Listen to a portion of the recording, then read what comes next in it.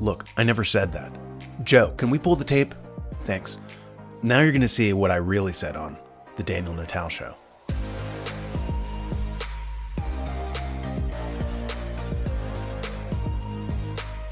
According to historian Peter Turchin, civilizations require a unitary ethical structure to exist. It's the only thing that can overcome differences in race, language, culture, and so forth. This is why in the so-called Axial Age, you see the first great empires coming into existence, but only after the first great belief systems spring into existence. You see the rise of the Persian Empire, the Greek Empire, the Han Chinese. You also see the rise of Zoroastrianism, Buddhism, Christianity, and so forth. It doesn't necessarily have to be a religion. The Roman Empire had Stoic philosophy, but it does have to be a unifying belief system. Without this, people stop trusting each other, and the society falls apart. Socrates talks about the importance of having common standards to keep people from fighting. See here. Socrates.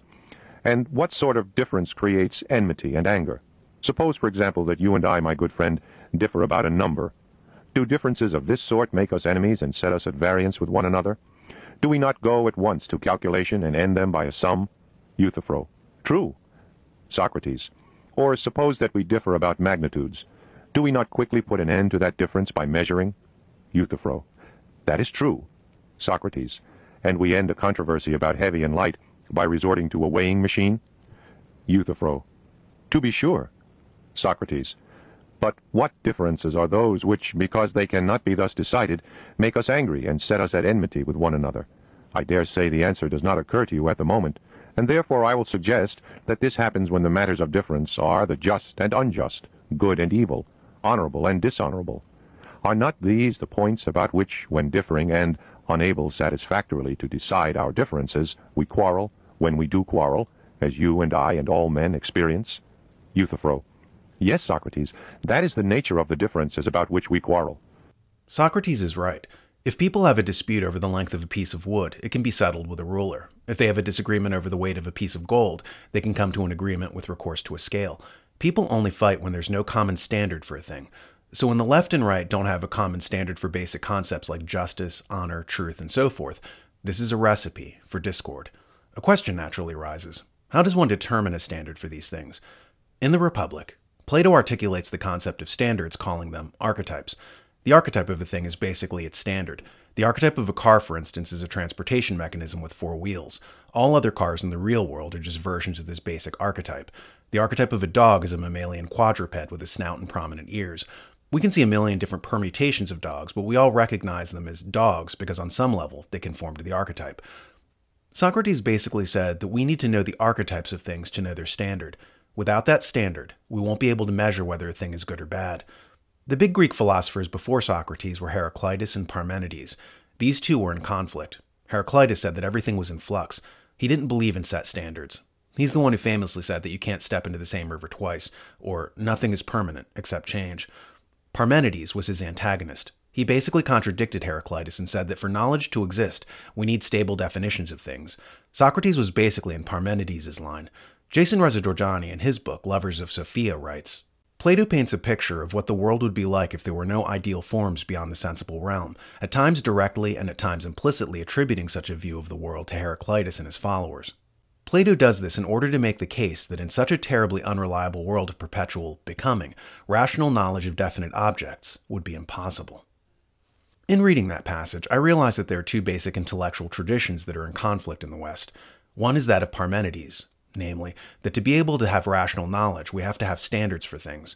W. Norris Clark, in his book The One and the Many, said, precision is of necessity exclusionary, meaning an oxygen atom can't be a million different things. Precision demands that it's one thing, and one thing alone. Precision demands that a man can't be a woman, or that a government shouldn't be a hospital. At any rate, on the other side of this tradition is that of Heraclitus, where everything is changing. After the Industrial Revolution, we switched over from a Parmenidean conception of reality to a Heraclitean conception of evolution, change, flux. When the early clergymen and Darwinists were having their heated debates in the 1870s, what was really happening were these 2 worldviews clashing. The clergyman believes in the archetype of man, whereas the Darwinist holds that nothing is permanent, except change. You see this philosophy reflected in New Age religion, where they say we're here for personal development, spiritual evolution, etc. Socrates, like Parmenides before him, wouldn't have said that. He would have said that your goal was to find your archetype, your highest self, which already exists, the best version of yourself. There's no need for evolution, but for revelation, discovery. In fact, the Greek word for truth derives from the term a revealing. To Socrates, the New Age people would be toxic because they're deflecting you from your higher self. They're telling you that the point of existence is evolution. Socrates, and Christianity for that matter, would say no, the point of existence is revelation. The archetypes already exist. You just have to find them. So what the clergymen and the evolutionists were really clashing over was the difference between being and becoming. God is being, evolution is becoming. The closer you come to your own personal archetype, the better of a person you are.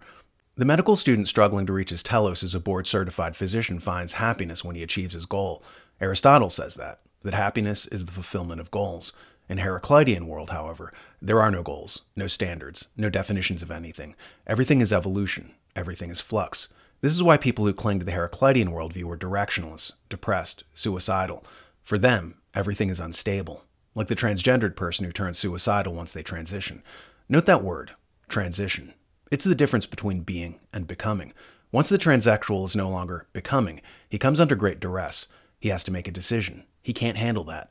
He likes his definitions vague and blurry. No benchmarks, no standards, no archetypes. Anything can be anything. A family, we're told, can be anything. 2 parents, 1 parent, grandparents, guardians, 2 homosexuals. Anything is a family, they say. A man, we're also told, can be anything. The fundamental conflict between conservatives and progressives lies in this distinction. One group believes in being, and the other in becoming. One group seeks to maintain their society, whereas the other likes revolution, destruction, flux. One group believes in a cyclical notion of time, whereas the other sees history as linear. Progress is their watchword, which is why they call themselves progressives. But there's a problem with a linear conception of history, i.e. evolution, because as historians Neil Howe and William Strauss in The Fourth Turning said, if you believe in linear history, you can't learn from the past. The past has no lessons for you. As the conservative would say, those who do not know the past are condemned to repeat it. Nevertheless, the progressive worldview is that of evolution, onward and upward, a straight line forward. This culture produces books like Francis Fukuyama's The End of History. They think that events happen only one time and then never again repeat, like Heraclitus with his statement that you can never step into the same river twice.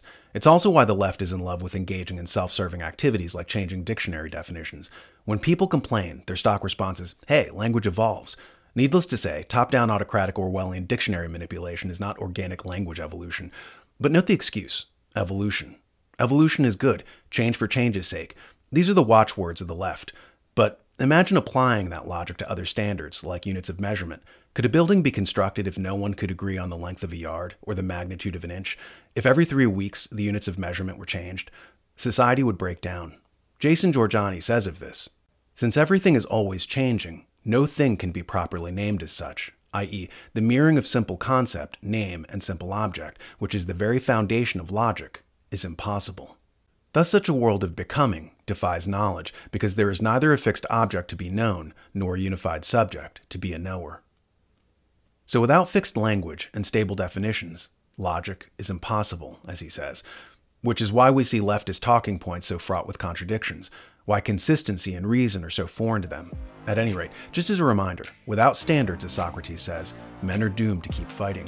For civilization to survive, it requires a unified worldview, a coherent ethical structure. This can't happen if half the population have their views shaped by being, while the other half have their notions of reality molded by an obsession with becoming.